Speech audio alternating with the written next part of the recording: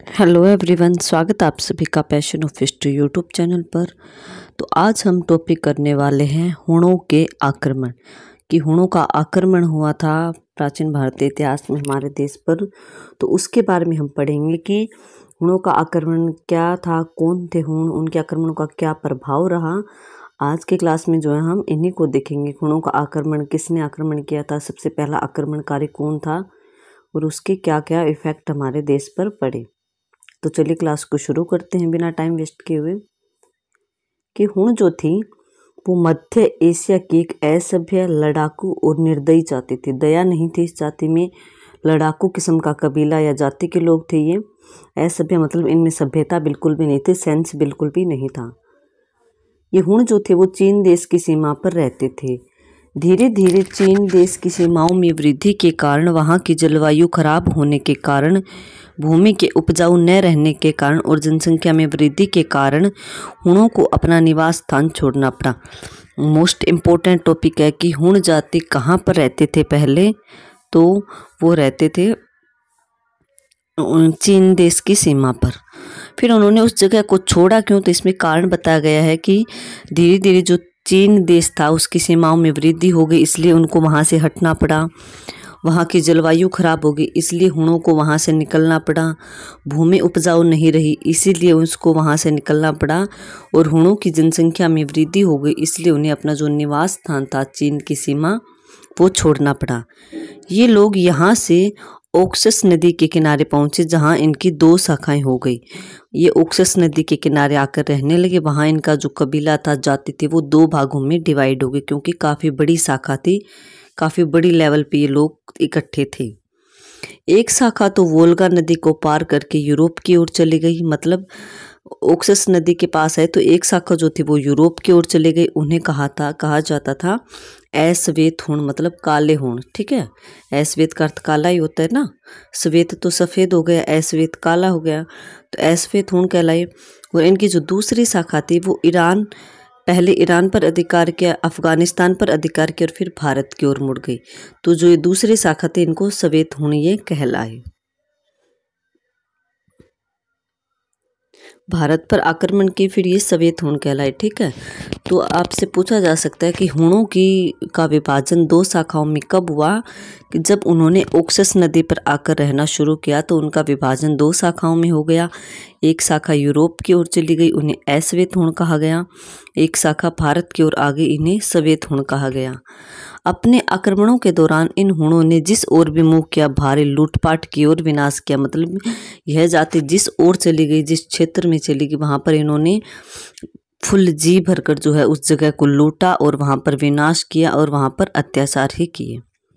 अब हम देखते हैं कि भारत में हुणों के आक्रमण कब हुए, किसके समय हुए, सबसे पहले किस हुण ने यहाँ पर आक्रमण किया, इसके बारे में हम आज की क्लास में देखेंगे।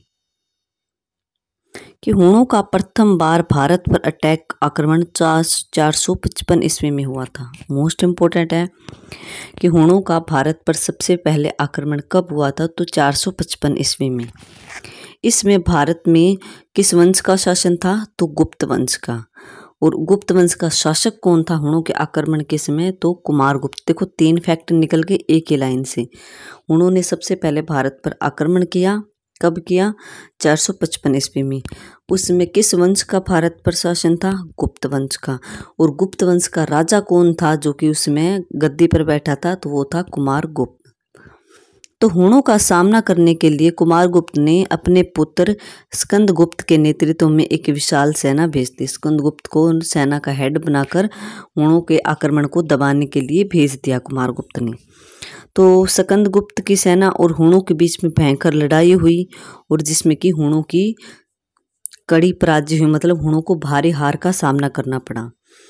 तो हुण जो है उनको गुस्सा आ गया कि हमें हरा दिया, तो उन्होंने जो है गुस्से में अपनी पराजय का बदला लेने के लिए 467 ईस्वी में एक बार भारत पर फिर आक्रमण किया। ठीक है, 10-11 साल बाद उन्होंने वापस अटैक किया, क्योंकि वो अपनी हार को बर्दाश्त नहीं कर पा रहे थे। उन्होंने कहा था कि हम बदला जरूर लेंगे। तो उन्होंने जो है 12 साल बाद 455 के बाद 467 ईस्वी में भारत पर वापस अटैक किया। इस बार भी उन्हें जो है हार का सामना करना पड़ा। अतः हुणों ने अगले 50 वर्षों तक भारत पर आक्रमण करने का साहस न किया। 2 बार उनको कड़ी हार का सामना करना पड़ा, इसलिए जो है हुणों ने 50 साल तक जो है आक्रमण नहीं किए, क्योंकि इतने राजा उन हुणों के, इतने शासक कोई टैलेंटेड नहीं था इतने।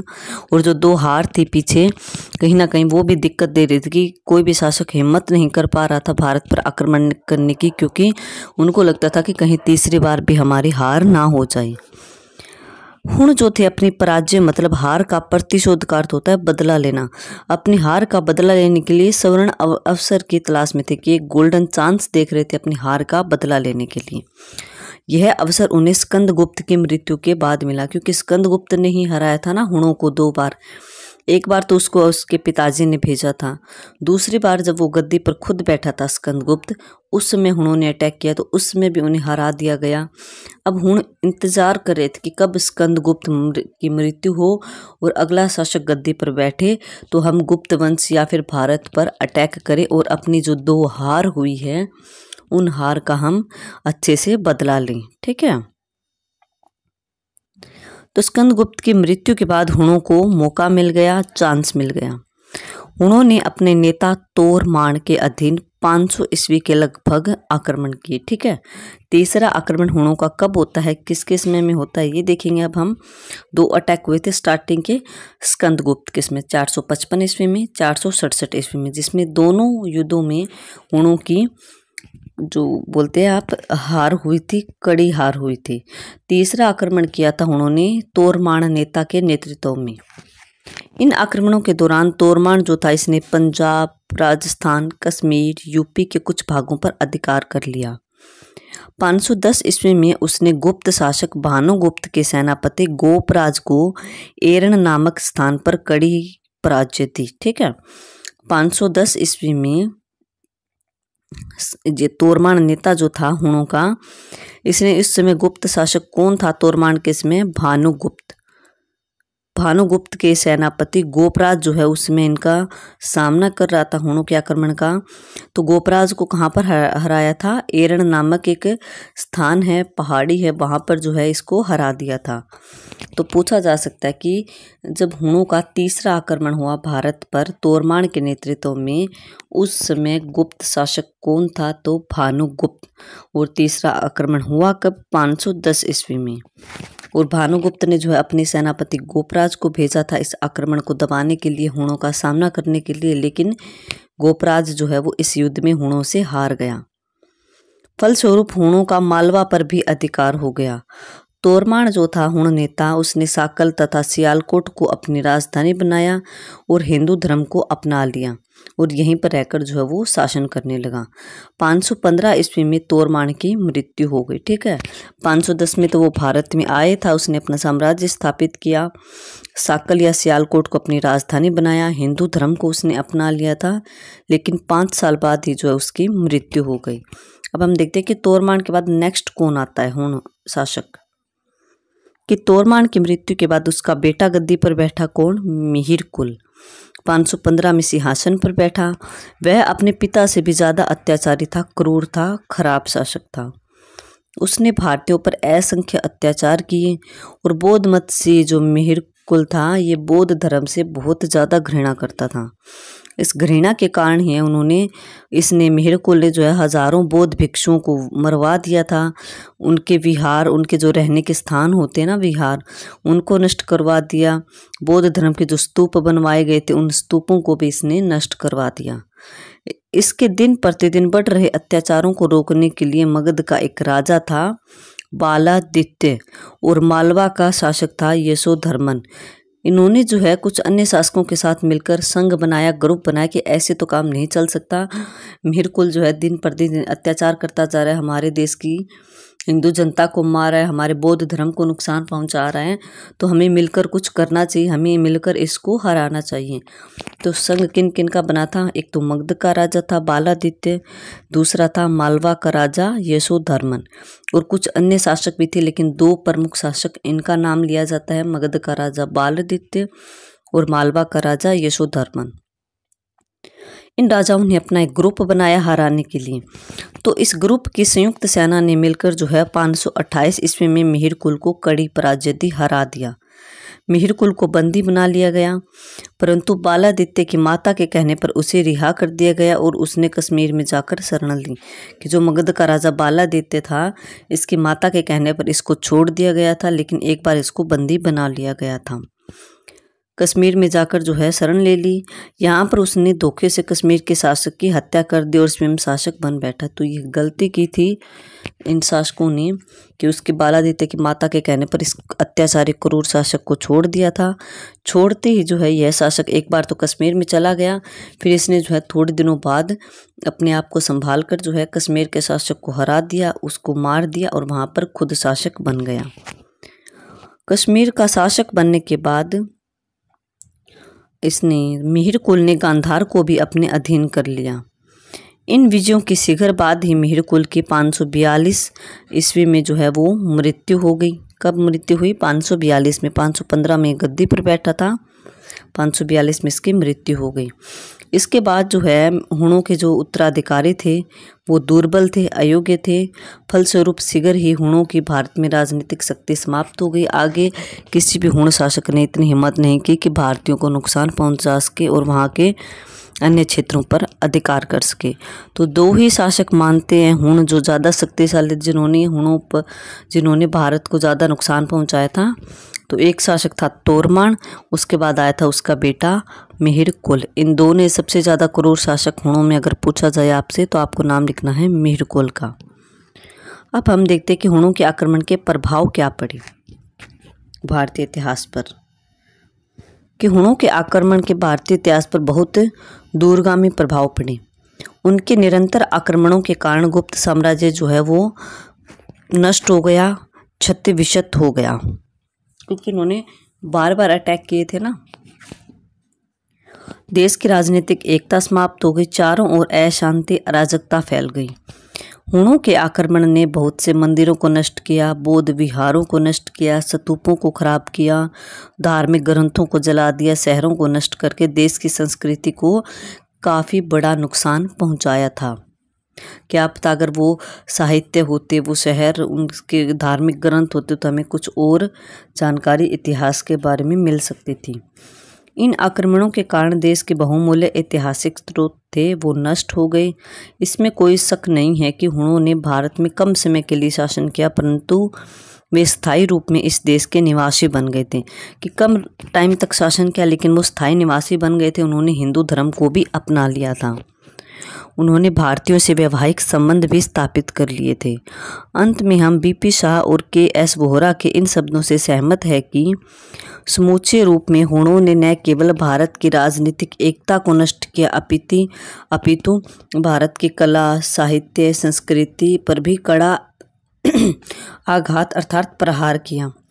उनकी कुख्यात और बर्बर कार्यवाहियों ने भारतीय समाज पर अपने काले धब्बे छोड़े थे, जिसको कि कभी भुलाया नहीं जा सकता। इसीलिए जो है हुणों के आक्रमण को हम पढ़ते हैं, क्योंकि हुणों के कारण जो है भारत की संस्कृति, साहित्य को काफ़ी नुकसान हुआ था और गुप्त साम्राज्य का कहीं ना कहीं पतन का एक कारण भी यह हुण आक्रमण बना था। तो इस क्लास में जो है हमने डिटेल से देखने की कोशिश की है, इजी लैंग्वेज में पढ़ने की कोशिश की है कि हुण कौन थे, कहाँ से आए थे, किस अश्वेत हुणों ने भारत पर आक्रमण किया था या फिर श्वेत हुणों ने। तो हमें याद रखना है श्वेत हुणों ने भारत पर आक्रमण किया था। उसके बाद हमने धीरे धीरे इनके आक्रमण को देखा। पहला आक्रमण कब हुआ, किस समय में हुआ, उसमें किस वंश का शासन था, किस गुप्त शासक ने इसको हराया था। दूसरा आक्रमण किसके नेतृत्व में हुआ, तीसरा आक्रमण किसके नेतृत्व में हुआ, उसमें किसकी जीत हुई, किसने इसका नेतृत्व संभाला था। टोटली मैंने जो है आपको जहाँ पर वन लाइनर फैक्ट के क्वेश्चन बने मैंने आपको बताए हैं, अच्छे से समझाए हैं।